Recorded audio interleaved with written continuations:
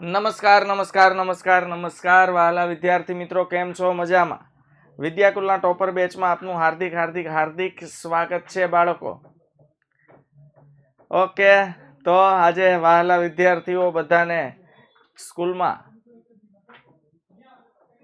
હા, અમારા અમુક જિલ્લાઓમાં ઘણાને શું છે કે હા છુટ્ટી હતી ને વિદ્યાર્થી મિત્રો.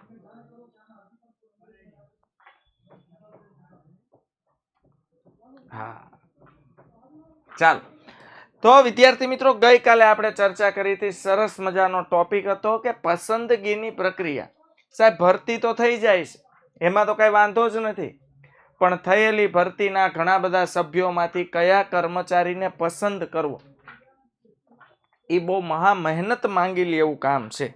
કારણ કે જો પસંદગી તમારી ખોટી નીકળી, કારણ કે આપણી પાસે ભરતી ઘણા બધા કર્મચારીઓની થઈ હોય એટલે વિદ્યાર્થી મિત્રો આપણી પાસે ઘણા બધા ઓપ્શન છે. તો ઘણા બધા ઓપ્શનમાંથી સારો ઓપ્શન આપણે સિલેક્ટ કરી શકીએ તેમ છીએ, અને છતાં પણ જો બેસ્ટ ચોઇસ ન થાય તો ધંધાકીય એકમને એક બેસ્ટ કુશળ આવડતવાળો કાર્યક્ષમ અનુભવી કર્મચારી ન મળે. તો આપણે ગઈકાલે જોયું કે આવ અરજી કરું ભૂત પ્રેતની એ. ઓકે, તો આવકાર રિસેપ્શન દ્વારા, પછી અરજી કરું ભૂત પ્રેતની એ. તો એના વિશે આપણે ગઈકાલે બહુ ડિટેલમાં ચર્ચા કરી હતી બાળકો. ચાવી સરસ મજાની હતી. હા, ઓકે, તો એ ચાવી ન ભૂલાવી જોઈએ. તો ગઈકાલે વિદ્યાર્થી મિત્રો આપણે વાત કરી તેને આઈએમપી પ્રશ્ન છે. 5 ગુણના વેરી મોસ્ટ ઇમ્પોર્ટન્ટ પ્રશ્નો આ ચેપ્ટરમાંથી પૂછાય છે, અને 2 પ્રશ્નો પૂછાવાની શક્યતા રહેલી છે આ ચેપ્ટરમાં. ધ્યાન રાખજો બાળકો ખાસ. ઓકે, તો 5 ગુણના પ્રશ્નો, જેમાં આપણે ગઈકાલે વાત કરી હતી પસંદગીની પ્રક્રિયા, અને મેં તમને કીધું હતું કે પ્રક્રિયા અથવા તબક્કા અથવા એને કહેવાય બાળકો વિધિ. ઓકે, અને એની સરસ મજાની ચાવી હતી કે આવ અરજી કરું ભૂત પ્રેતની એ. આવ અરજી કરું ભૂત પ્રેતની એ. ચાલો, આજે વિદ્યાર્થી મિત્રો આપણે એક સરસ મજાના ટોપિક તરફ આગળ વધવાના છીએ, અને એ ટોપિક છે કર્મચારીઓને આપવામાં આવતી તાલીમ. તો આજે આપણે વિદ્યાર્થી મિત્રો વાત કરવાના છીએ તાલીમ. તાલીમ એટલે ટ્રેનિંગ. સાહેબ, એમ કહેવાય છે કે ટ્રેન્ડ તાલીમ પામેલો જે કર્મચારી છે ને એ ધંધાકીય એકમનો બેસ્ટ કર્મચારી સાબિત થાય છે. કારણ કે એક તાલીમ પામેલા કર્મચારીના હાથે જે વસ્તુનું ઉત્પાદન થાય, યાદ રાખજો, તાલીમ પામેલા કર્મચારીના હાથે જે વસ્તુનું ઉત્પાદન થાય તે વસ્તુમાં સૌથી મોટો ગુણધર્મ હોય ગુણવત્તા. સમજાય છે? ગુણવત્તા જળવાઈ રહે છે. બીજું, પૂરતી કાર્યક્ષમતાથી કર્મચારી કામ કરી શકે છે. ટ્રેન કર્મચારી છે એ પૂરતી કાર્યક્ષમતાથી કામ કરી શકે છે.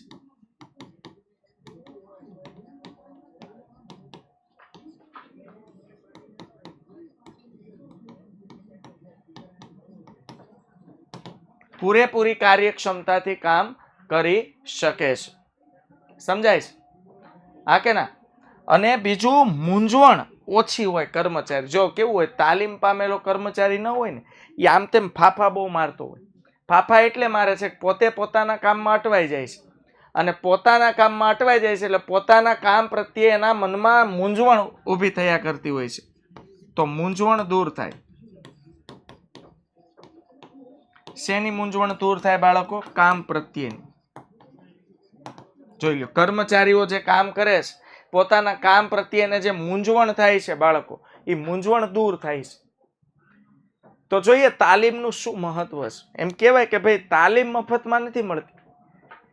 હું તમને એમ કહું કે ભાઈ યુદ્ધ લડવા માટે આપણે સૈનિકો તૈયાર કરવા છે, તો શંખનાદ ફૂંકીને સીધું યુદ્ધ લડવા જવાતું નથી.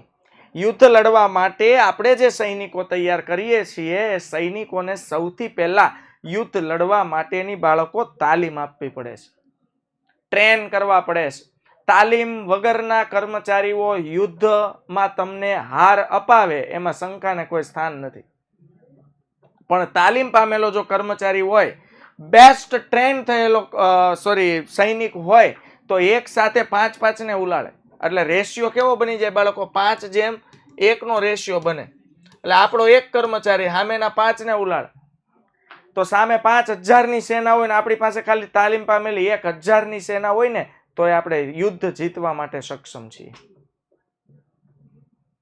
સમજાય છે? ક્લિયર થાય છે? આ કે ના? તો આ વસ્તુ મેન છે બાળકો. તાલીમ એટલા માટે આપવી પડે છે. આપણા ભારત ઇન્ડિયન સૈનિક જે છે, ઇન્ડિયન વાયુદળ હોય, પછી નૌકાદળ હોય, કે પછી આપણું પાયદળ હોય છે, આ દરેકમાં દરેક જે સૈનિકો છે એને તમામ પ્રકારની તાલીમ આપવી પડે છે.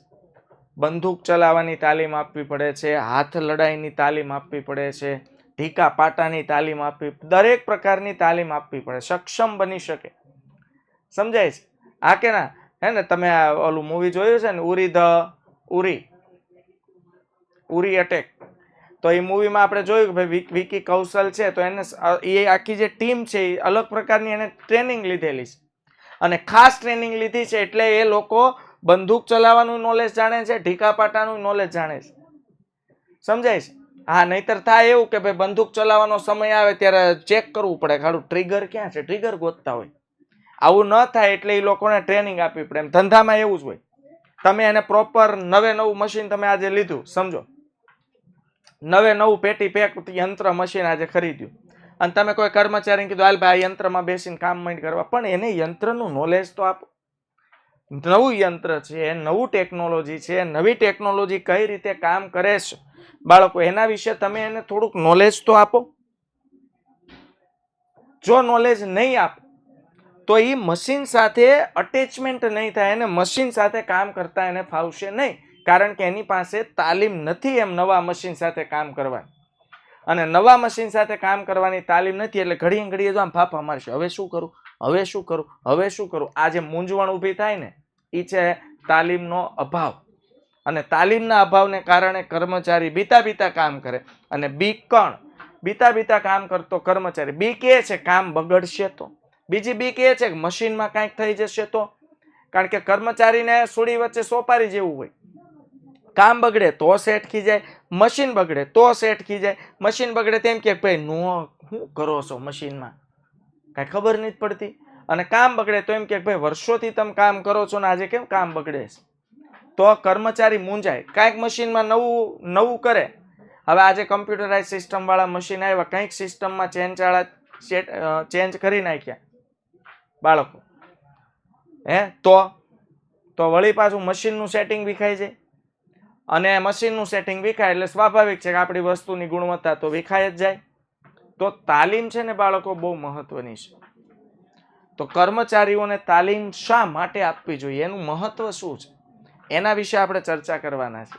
પહેલા તો આપણે તાલીમ જોવાના છીએ, તાલીમના અર્થ વિશે સમજશું, અને ધંધામાં તાલીમનું શું મહત્વ છે. જો ઘણાને એમ થાય કે હવે તાલીમ શું આપવાની હોય, જાતે 2-5 દિવસ કામ કરશે એટલે શીખી જશે નો ડાઉટ, પણ જાતે શીખી જશે ને તમે એને ટ્રેન કરશો એમાં ફરક હશે.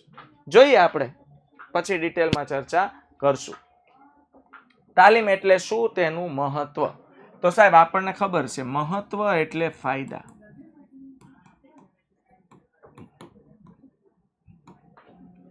મહત્વ એટલે ફાયદા.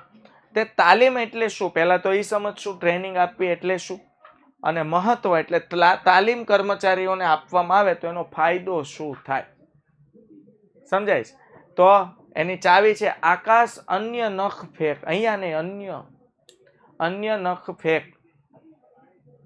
ચાવી યાદ રાખવાની છે કે આકાશ અન્ય નખ ફેંક. કેટલા વિદ્યાર્થી મિત્રો જોડાયેલા છે? ઓકે, સરસ, વેરી ગુડ. 1 મિનિટ બાળકો, હું જરાક જોઈ લઉં પોલ થાય છે કે નહીં. કે શા માટે પોલ નથી થઈ રહ્યો આપણે?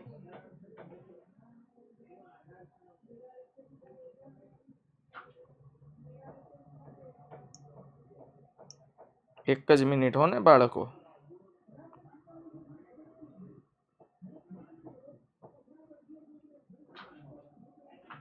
હા, પોલમાં દીકરા પોલ માટે આવતો ને એમ પોલમાં બહુ મજા આવે. હા,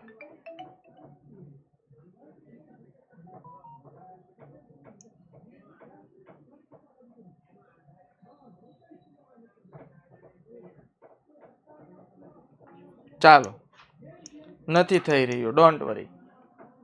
તો હવે યાદ કરાવશો? નહીં, હું કહીશ તમને, યાદ કરાવવાનું થશે ત્યાં.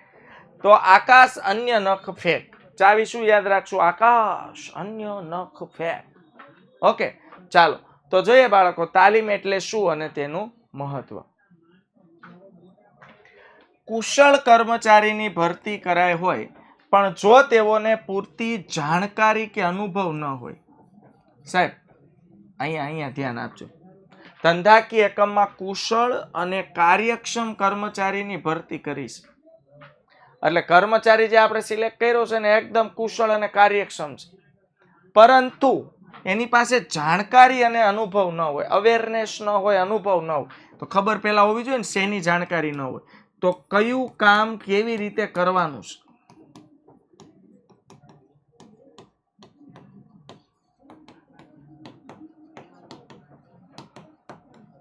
એની જાણકારી પણ નથી અને એનો અનુભવ પણ નથી. કારણ કે અહીંયા કર્મચારી બુદ્ધિશાળી છે, કુશળ છે, પણ નવું કામ છે અને નવું કામ કેવી રીતે કરવું એની કોઈ જાણકારી એની પાસે છે નહીં, એનો એક્સપિરિયન્સ એની પાસે છે નહીં, તો યોગ્ય રીતે કાર્ય કરી શકતા નથી. કર્મચારી અટવાઈ જાય છે. જો કુશળ કર્મચારી છે, બરોબર, આપણે વ્યવસ્થિત સારો કર્મચારી સિલેક્ટ કરી લીધો છે, પણ એની પાસે પૂરતી જાણકારી ન હોય. અહીંયા શબ્દ લખ્યો નથી, પણ હું કહી દઉં છું કે કયું કામ કેવી રીતે કરવાનું છે એની જાણકારી નથી, અનુભવ નથી, તો આવો વ્યક્તિ યોગ્ય રીતે વ્યવસ્થિત રીતે કામ કરી શકતો નથી. આગળ જોઈએ બાળકો, તાલીમ દ્વારા કર્મચારીની આવડત વધારી શકાય છે. સાહેબ હું એવું નથી કહેતો કર્મચારીમાં આવડત નહીં હોય, આવડત છે, પણ તાલીમ દ્વારા જે આવડત છે તે આવડતમાં આપણે શું કરી શકીએ છીએ? વધારો કરી શકીએ છીએ બાળકો. સમજાય છે? તો કર્મચારીને વધુ બેસ્ટ બનાવી શકીએ છીએ.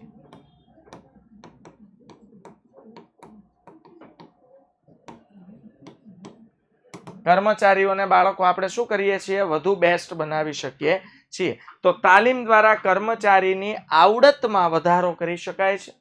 ત્યાર પછી ધંધાકીય એકમમાં સતત તાલીમનું આયોજન કરવામાં આવતું હોવાથી તે કામ ચલાવ પ્રક્રિયા નથી. જો એક ગુણનો પ્રશ્ન છે, તાલીમ કઈ કોઈ ચોક્કસ સમયે જ આપવાની, પછી આખું વર્ષ આપવાની જ નહીં એવું ન હોય. નવા નવા કર્મચારીની ભરતી થતી જતી હોય, એ રીતે કર્મચારીઓને ટ્રેન કરતા જવું પડતું હોય છે. અચ્છા, ઘણાને એમ થાય સાહેબ નવા કર્મચારી આવે એને જ તાલીમ આપવાની હોય? નો, નેવર.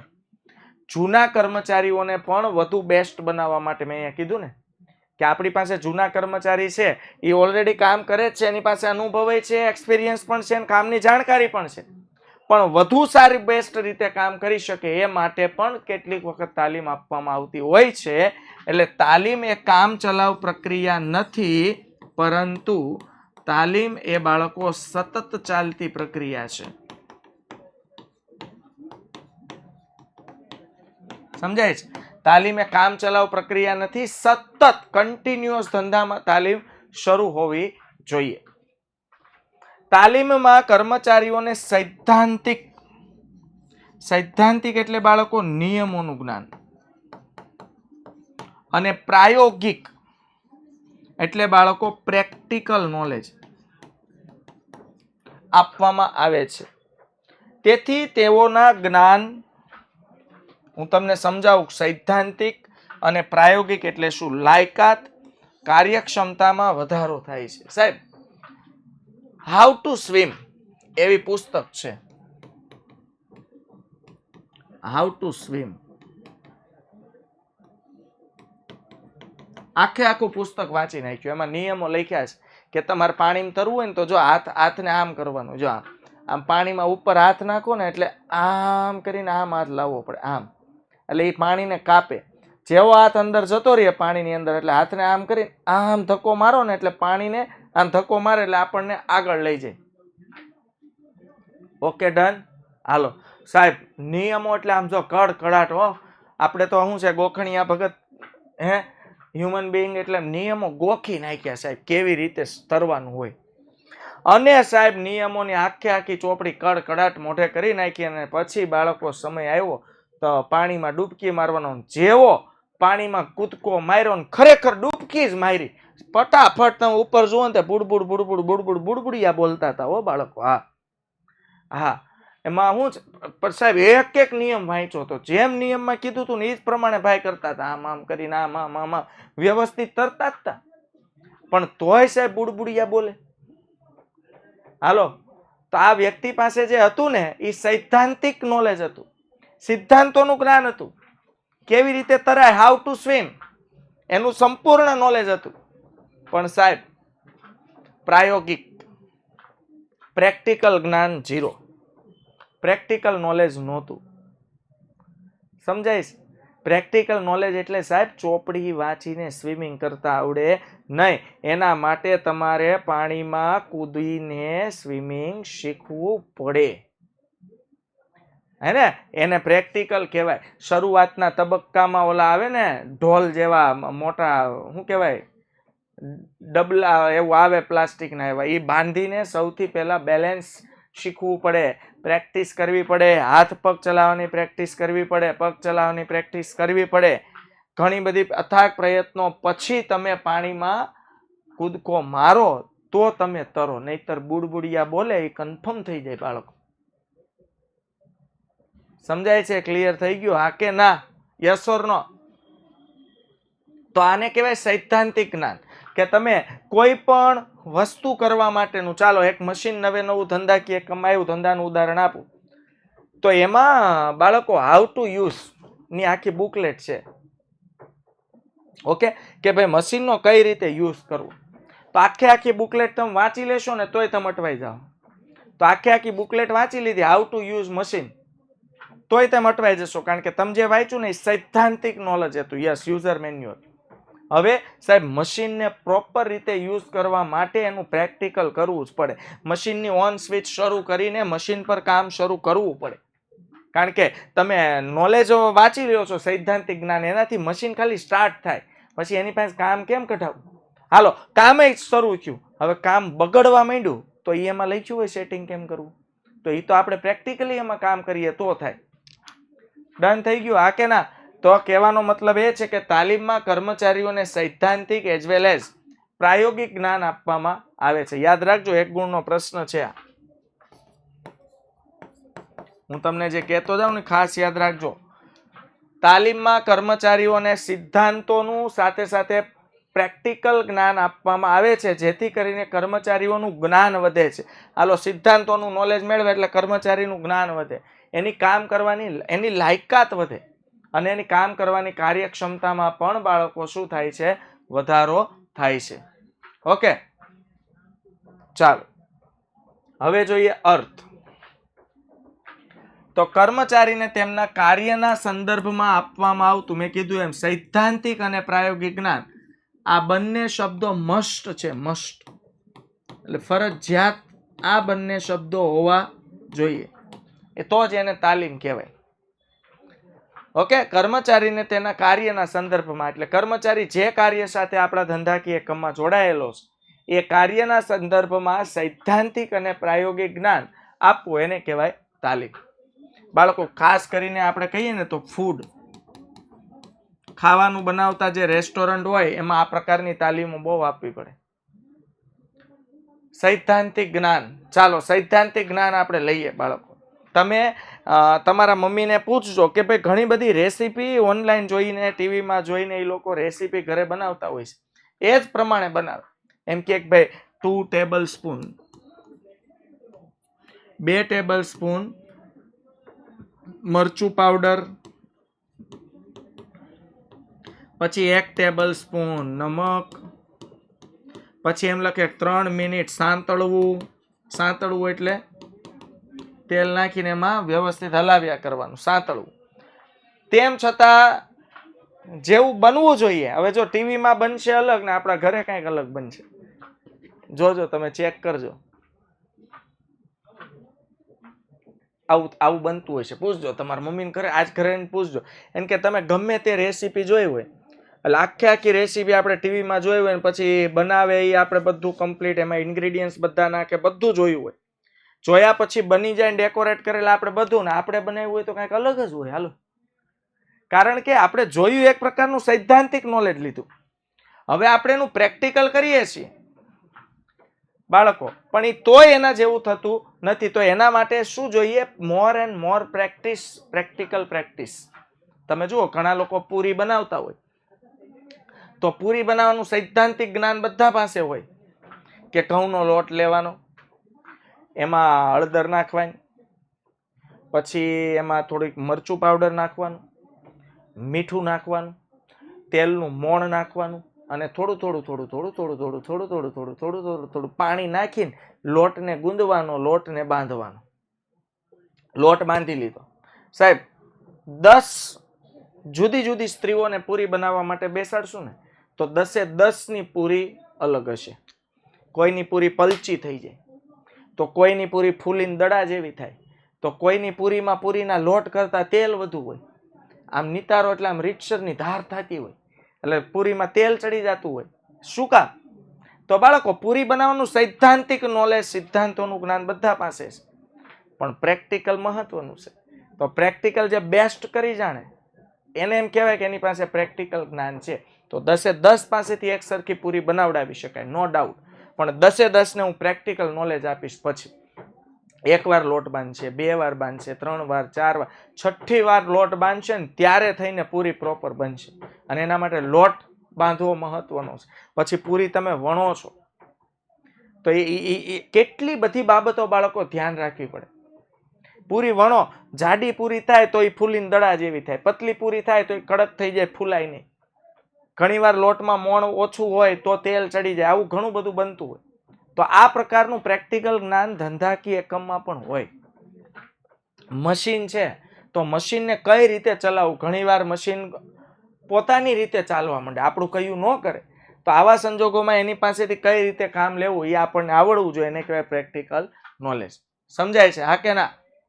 તો કર્મચારીને તેના કાર્યના સંદર્ભમાં આપવામાં આવતું સૈદ્ધાંતિક અને પ્રાયોગિક જ્ઞાન એટલે એને કહેવાય બાળકો તાલીમ. યાદ રાખજો, કર્મચારીઓને તેમના કાર્યના સંદર્ભમાં આપવામાં આવતું સૈદ્ધાંતિક અને પ્રાયોગિક જ્ઞાન એટલે તાલીમ.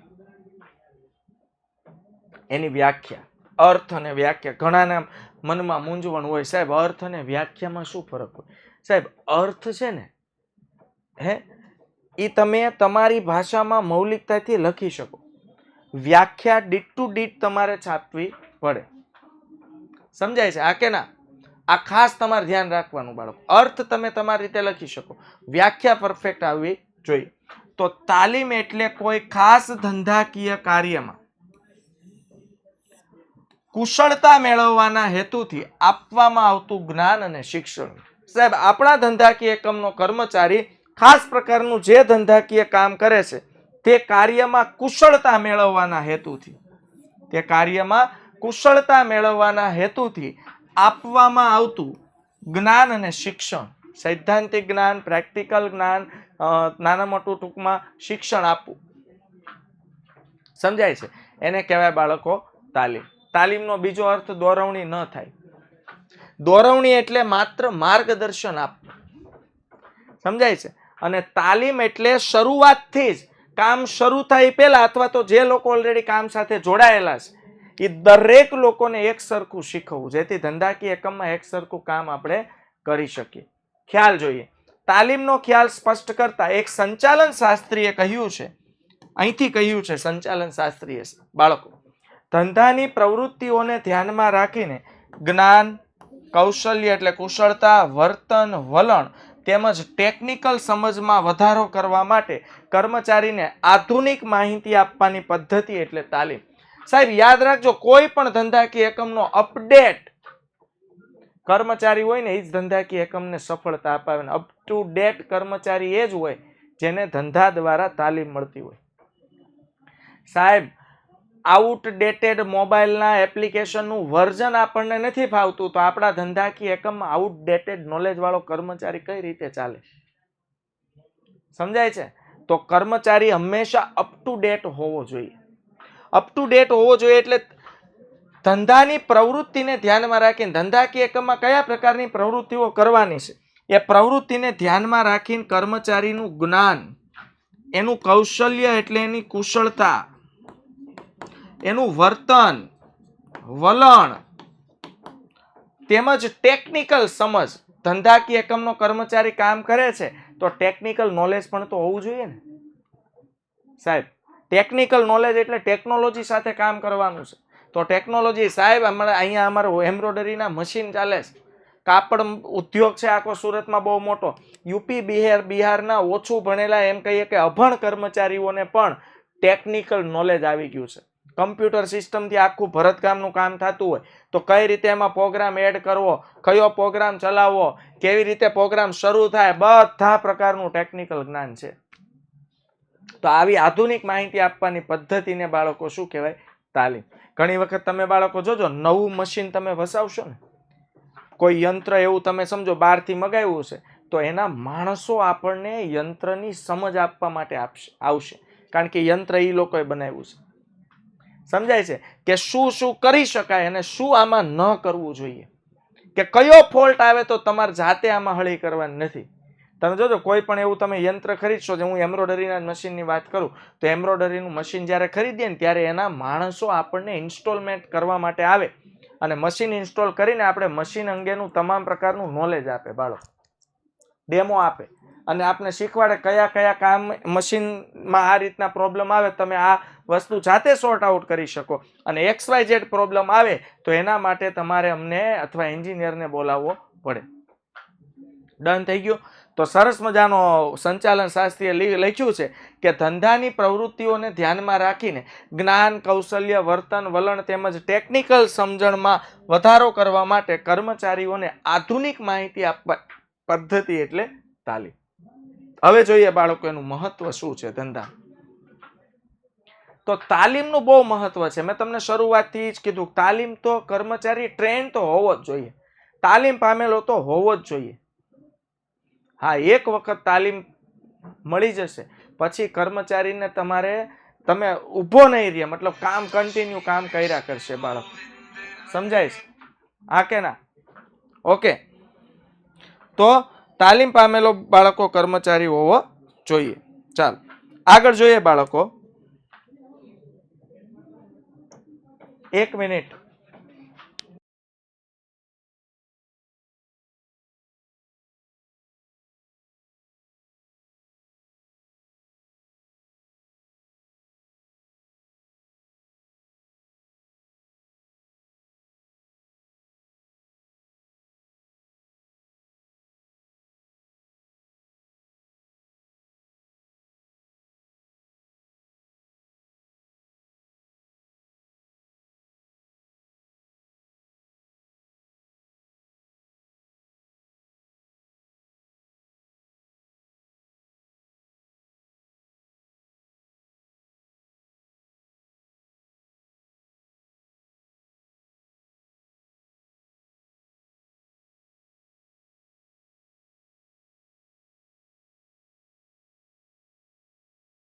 ચાલો તો બાળકો આ છે તાલીમ. તાલીમનો અર્થ આપણે આપણી રીતે લખી શકીએ. અર્થમાં મૌલિકતા ચાલે, વ્યાખ્યામાં ન ચાલે. ઓકે, સમજાય છે? હા કે ના? યસ, ટાટા, રિલાયન્સ આ બધી મોટી મલ્ટીનેશનલ કંપનીઓ, અરે નાની નાની કંપનીઓ પણ પોતાના કર્મચારીઓને તાલીમ આપતી. અરે એની શું વાત કરું છું બાળકો, શિક્ષકોને પણ તાલીમ આપવામાં આવતી હોય. તમને એમ થાય સાહેબ શિક્ષકોને શેની તાલીમ? સાહેબ શિક્ષકોએ માણસો સાથે કામ કરવાનું છે. તો મનોવૈજ્ઞાનિક તાલીમ આપવામાં આવે. મનોવૈજ્ઞાનિક તાલીમ એટલે કે વિદ્યાર્થીઓ સાથે કેવા પ્રકારનું વર્તન કરવું, કોઈ અળવતળો વિદ્યાર્થી હોય તો એને કઈ રીતે હેન્ડલ કરવું, કઈ રીતે પોતાનું મગજ શાંત રાખવું અને શાંત મગજે વિદ્યાર્થીઓના ડાઉટનું સોલ્યુશન કરવું. આ તાલીમની જરૂર પડે. તમે જુઓ સાહેબ, આ મનોવૈજ્ઞાનિક શિક્ષણ છે ને, એ મનોવૈજ્ઞાનિક પદ્ધતિ છે. નાના બાળકો હોય ને, પેલા બીજા ત્રીજા ચોથા વાળા, એમાં મોસ્ટ ઓફ લેડીઝ ટીચર હશે, તમે ચેક કરજો. શું કામ? કારણ કે લેડીઝ ટીચર હોય ને એમાં ધીરજ વધારે હોય. ધીરજ વધારે હોય ને, એ બાળક તો નાનું બાળક હોય તો શું, પેન્સિલ કોઈ આમ જરાક ટાંક અડી ગયો, મેમ મને પેન્સિલ મારે છે, મેમ મારે પાણીનો બાટલો ઢોળી નાખ્યો. એક ક્લાસમાં 50 છોકરા હોય ને, એક છોકરાની દરરોજ 4 4 5 5 ma'am ma'am ma'am ma'am ma'am ma'am ma'am ma'am શરૂ જ હોય. હવે સાહેબ, અમારે જેન્ટ શિક્ષક હોય ને મગજ ખૂટો ઝટકી જાય. હાલો, સમજ પડે છે? ધીરજનો અભાવ છે. હા, એવું નથી કે મેલ શિક્ષક છે તે નાના બાળકોને ન ભણાવી શકે, ભણાવી શકે, પણ ધીરજનો અભાવ હોય. નાનો બાળક એકનો એક રિપીટ પ્રશ્ન પૂછે ને તો એનો મગજ કાબુમાં ન રહે. એટલા માટે પ્રાઇમરી લેવલમાં લેડીઝ શિક્ષકો વધારે રાખવામાં આવે. બાકી જેન્ટ શિક્ષક કાબિલ હોય છે. તો જેન્ટ શિક્ષકોને ભેગા કરીને તાલીમ આપવી જોઈએ કે ભાઈ મનોવૈજ્ઞાનિક છે, તમારે મગજ શાંત રાખવાનો છે, વિદ્યાર્થીઓને આ રીતે હેન્ડલ કરવાના છે. વિદ્યાર્થીઓ એકનો એક સવાલ 5 વાર પૂછે તો તમે 5 વાર કઈ જુદી જુદી રીતે એને જવાબ આપી શકો કે જેથી વિદ્યાર્થીઓ તમારા આન્સરથી સેટિસ્ફાઈડ થાય. આવી તાલીમ. તો તાલીમ દરેક ધંધાકીય એકમમાં બાળકો જરૂર હોય છે. હવે જોઈએ બાળકો, આધુનિક જાણકારી. સાહેબ, મેં કીધું એમ અપડેટ વર્ઝન જ અત્યારે લોકોને ફાવે છે. આઉટડેટેડ વર્ઝન સાહેબ કોઈને ફાવતું નથી. પછી એ માણસ હોય કે મશીન હોય, અપડેટ વર્ઝન જોઈએ. માણસ પણ જો આઉટડેટેડ હોય તો ચાલે નહીં. આજે આપણે બાબા આદમના જમાનાની વાતો પર ચાલીએ, આપણે અત્યારની લેડીઝોને આપણે એમ કહીએ કે ભાઈ ઘૂંઘટ તાણવાનું છે, સાહેબ એ આપણું ખોટું પડે. જમાનો બદલાઈ ગયો છે, બદલાઈ ગયેલા જમાના પ્રમાણે ચાલવું પડે. ઘણા બધા રીતિ રિવાજો છે અને તમારે બ્રેક કરીને નવી રીત રિવાજ પ્રમાણે ચાલવું પડે. ધંધામાં એવું હોય કે આજે વર્ષો પહેલા કર્મચારીઓનું જે રીતે શોષણ કરતા એ રીતે શોષણ કરો તો દરરોજ સવાર ઉઠીને ધંધાકીય એકમે નવા કર્મચારી શોધવા નીકળવું પડે. ધંધો ચલાવો કે નવા કર્મચારી શોધવા. સમજાય છે? તો આધુનિક જાણકારી. ઔદ્યોગિક વિશ્વમાં નવા સંશોધનો થવાથી નવી ટેકનોલોજી વધી રહી છે, સ્વાભાવિક છે. હવે દરેક ધંધાકીય એકમે પોતાનો વ્યાપ વધારવો છે, માર્કેટમાં કન્ટિન્યુટી જાળવી રાખવી છે, માર્કેટમાં આગળ વધવું છે. તો આવા દરેક ધંધાકીય એકમે નવી ટેકનોલોજી વસાવવી જ પડે. અને તેવા સમયે ધંધાકીય એકમે પોતાના કર્મચારીઓને તાલીમ આપવી આવશ્યક જ નહીં પણ અનિવાર્ય છે. અનિવાર્ય એટલે ફરજિયાત છે. સાહેબ, નવી ટેકનોલોજી સાથે ચાલવા માટે કર્મચારીને તાલીમ આપવી પડે. Yes, Rangrez Sumera best. જો શું લખ્યું છે કે આજે સ્કૂલોએ પણ અપડેટ થવું પડ્યું છે. જુઓ, ડિજિટલ બોર્ડ લાવવા પડ્યા છે. કારણ કે છોકરાઓ આજે ડિજિટલ થઈ ગયા છે. છોકરાઓને ડિજિટલ માધ્યમથી ભણવું ગમે છે. ક્યાં સુધી તમે વ્હાઇટ ચોક ગ્રીન બ્લેક બોર્ડમાં જ રચ્યા પચ્યા રહેશો? કંઈક તો અપડેટ થવું પડશે. બાળકોને જોઈએ છે એવું આપવું પડશે. અને દરેક ધંધાનો નિયમ છે, કસ્ટમરને જોઈએ એવું આપશો ને તો જ તમારો ધંધો ચાલશે. તો બાળકો, આધુનિક ટેકનોલોજી આવે તો આધુનિક ટેકનોલોજીનું જ્ઞાન, તાલીમ આપવી પડે. કાર્ય સંતોષમાં વધારો. સાહેબ, મેં તાલીમ લીધેલી હોય યંત્ર કે મશીનરી તો હું બેસ્ટથી બેસ્ટ કામ કરીશ, અને બેસ્ટ કામ કરીશ ને તો મને મારા કામ કરવા પર ગર્વ હશે ને કામ પૂરું થશે ને તો મારો કાર્ય સંતોષ વધશે, મને ખુદને સેટિસ્ફેક્શન મળશે. અને મને ખુદને સેટિસ્ફેક્શન મળશે ને બાળકો, તો કાલ ઉઠીને વળી પાછું મને નવું કામ કરવાનું મન થશે. સમજાય છે? ક્લિયર થાય છે? યસ ઓર નો? તો કાર્ય સંતોષમાં બાળકો શું થાય છે? વધારો. તો કર્મચારીને જે કાર્ય અંગે તાલીમ અપાઈ હોય તે કાર્ય જ કરવાનું હોવાથી કર્મચારીઓના કાર્ય સંતોષમાં વધારો થાય છે.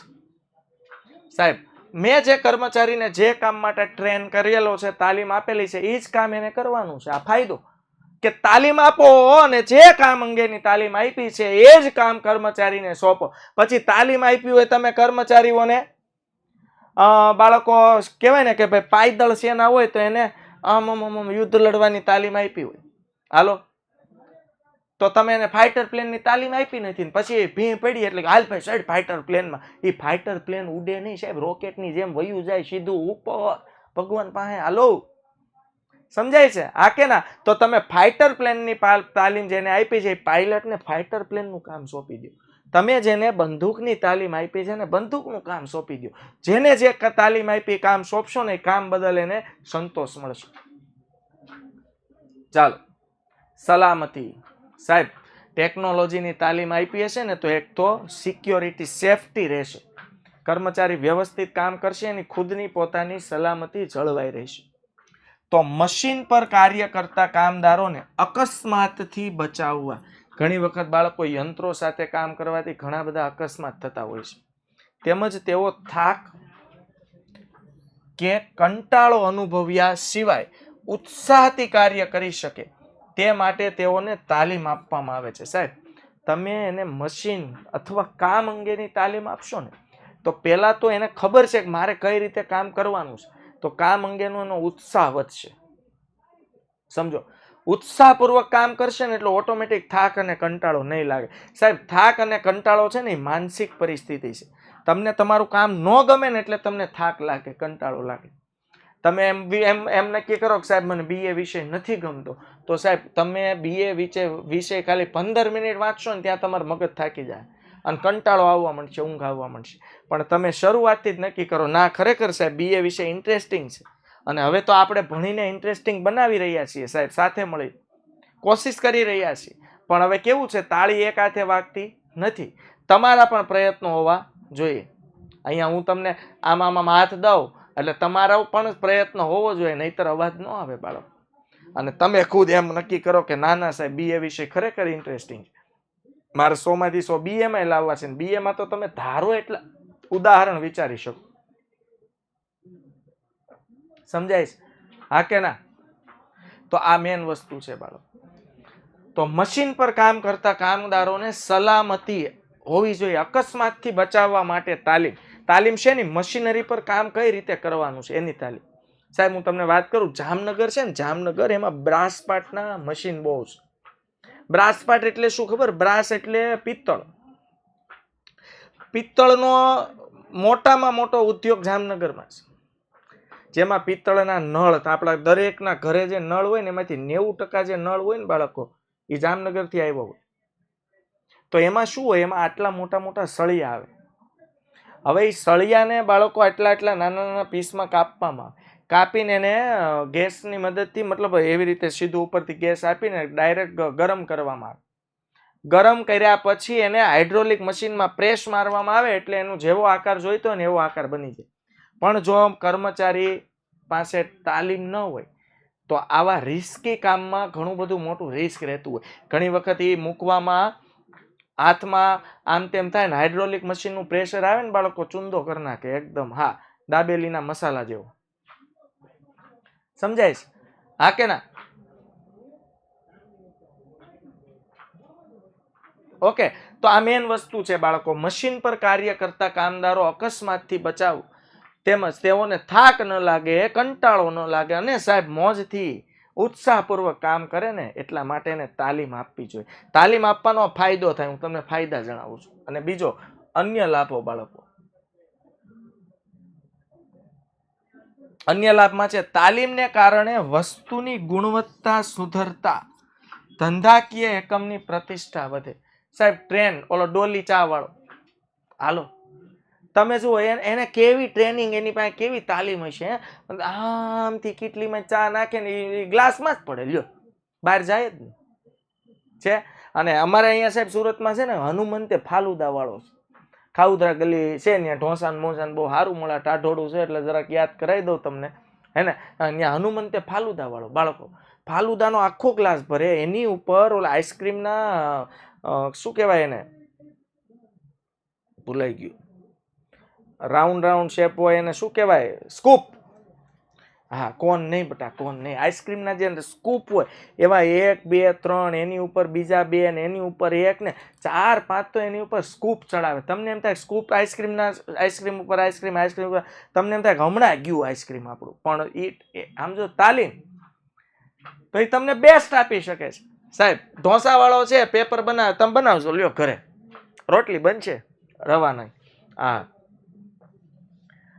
સમજાય છે? હા મસ્ત, હા ખરેખર મસ્ત જાડી સાહેબ, હા રોટલીની જેમ ખવાય એવું. એટલે એમ કે નું લૂઝ પેપર, પછી બહેનું તો હોય નહીં કડક પેપર, એટલે શું છે મનમાં શું કે નહીં મેં તો નરમ પેપર બનાવ. ભાઈ નરમ ના દીકરા ક્યાં થાય, બહેનું નહીં કડક એમ કયો છે.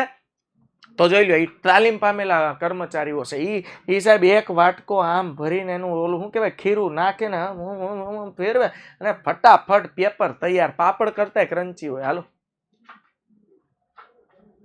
આઈડિયા આવે છે? તો આ સાહેબ વસ્તુ બેસ્ટ આપી શકાય, ક્વોલિટી ગુણવત્તા, અને ગુણવત્તા બેસ્ટ આપો ને એટલે ધંધાકીય એકમની પ્રતિષ્ઠા વધે.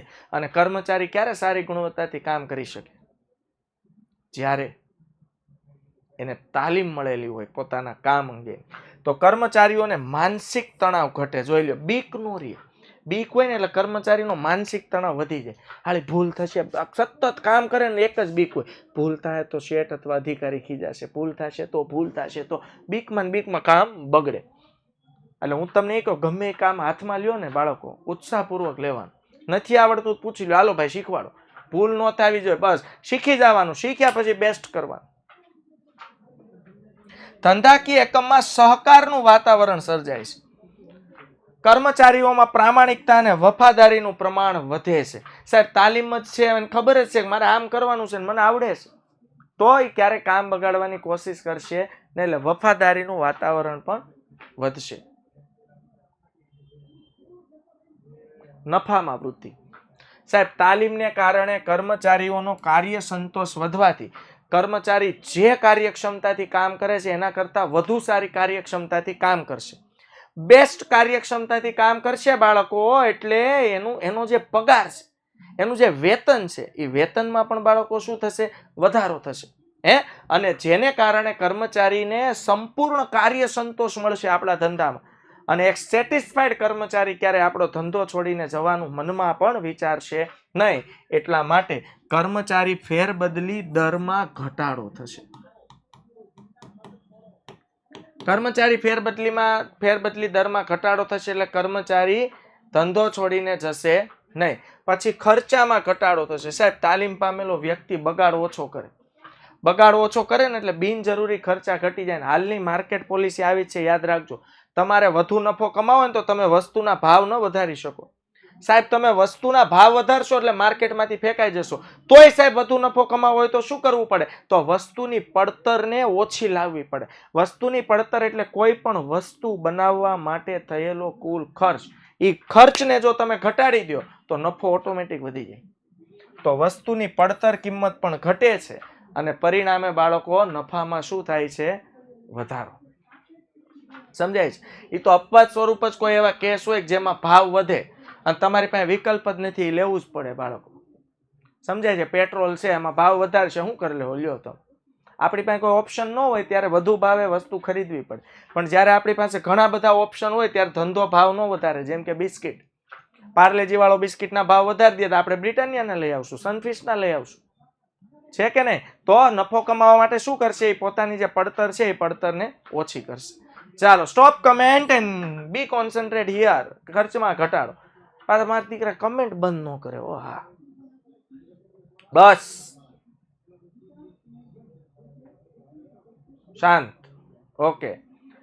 તાલીમ મળવાથી કર્મચારીઓની કાર્યક્ષમતામાં વધારો થાય. મેં હમણાં કીધું કાર્યક્ષમતા વધવી એટલે કર્મચારી સમજો પેલા 1 કલાકમાં 5 યુનિટ બનાવતો, પણ હવે તો એને તાલીમ લીધી છે કામ અંગેની. સાહેબ હવે એની પાસે નોલેજ પણ છે, આવડત પણ છે, અને બીક બિલકુલ નથી, ડર બિલકુલ નથી. તો હવે 1 કલાકના 8 યુનિટ બનાવે છે. તો એની કાર્યક્ષમતા વધી જાય. અને કાર્યક્ષમતા વધે એટલે જે કાર્યક્ષમતાથી કામ કરતો એના કરતાં વધુ પ્રોડક્શન આપશે, એટલે ઉત્પાદનમાં પણ શું થશે? વધારો. પછી બગાડ ને બિનજરૂરી ખર્ચા અને નિરીક્ષણ ખર્ચમાં પણ શું થશે? ઘટાડો. સાહેબ આ પોઈન્ટ સમજાવું, બહુ ઈઝી પોઈન્ટ છે બાળકો આ સમજવામાં. નિરીક્ષણ ખર્ચ ઘટે. સાહેબ નવો કર્મચારી આવે ને એની ઉપર ધ્યાન બહુ રાખવું પડે કે કામ બગાડતો તો નથી ને, આવડે તો છે ને. અને ટ્રેન તાલીમ પામેલો કર્મચારી એમાં પછી તમારે જોવાની જરૂર જ નથી. એની રીતે વ્યવસ્થિત પૂરેપૂરી ગુણવત્તાસભર કામ કરતો હોય એટલે નિરીક્ષણ સુપરવિઝનનો ખર્ચ એનો ઘટે. અને કર્મચારી ફેરબદલી દરમાં ઘટાડો. ફરીથી એનો એ પોઈન્ટ રિપીટ થયો. સાહેબ, તાલીમ આપવાથી કર્મચારીના જ્ઞાન અને કૌશલ્યમાં વધારો થાય. એના કારણે એઓને બઢતી મળે. જોઈ લો, બઢતી મળે એટલે પ્રમોશન. આપણે જોઈ લીધું છે ભરતીનું પ્રાપ્તિ સ્થાન. કયું પ્રાપ્તિ સ્થાન છે? આંતરિક પ્રાપ્તિ સ્થાન. યાદ છે? ઓકે, તો અમારે એમાં તમને સમજાવવું ન પડે બઢતી એટલે શું. બઢતી મળે એટલે પગાર વધે, સત્તા વધે, જવાબદારી વધે. હે, હવે સત્તા વધે, જવાબદારી વધે, આવા કર્મચારીને ધંધો છોડીને ક્યાં જવાની જરૂર જ નથી બાળકો. ક્લિયર થાય છે? તો તેઓના વેતન, સત્તા, સામાજિક પ્રતિષ્ઠા વગેરેમાં વધારો થાય છે. પરિણામે તે ચાલુ નોકરીમાં ચાલુ રહેવા માટે જ પ્રેરિત થાય છે. એટલે કે ધંધો છોડીને જવાનો વિચાર પણ કરતો નથી. પરિણામે ધંધાના કર્મચારી ફેરબદલી દરમાં ઘટાડો થાય. આપણે આને શું કહીએ છીએ? LTR. યાદ છે ને? Labour turnover rate. ઓકે, તો કર્મચારી ફેરબદલી દરમાં શું થાય છે? ઘટાડો થાય છે. અને કર્મચારીઓનો વિકાસ. તાલીમને કારણે કર્મચારીઓનો જ્ઞાન, સમજ એટલે નોલેજ, આવડત અને કુશળતામાં વધારો થાય છે. તેથી તેનો વ્યક્તિગત વિકાસ થાય છે. સાહેબ, સ્પીડ વધે કામ કરવાની, પોતાનો વ્યક્તિગત પોતાનું નોલેજ વધે કામ અંગેનું. હે, અને એટલે તાલીમ, અને એવું કહેવાય છે કે તાલીમ ખર્ચાળ બહુ છે. યાદ રાખજો. પરંતુ જો તાલીમ ન આપવામાં આવે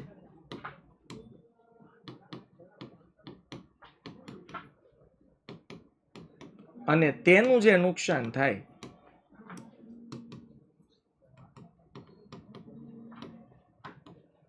તે ધંધાને ખૂબ જ મોંઘું પડે.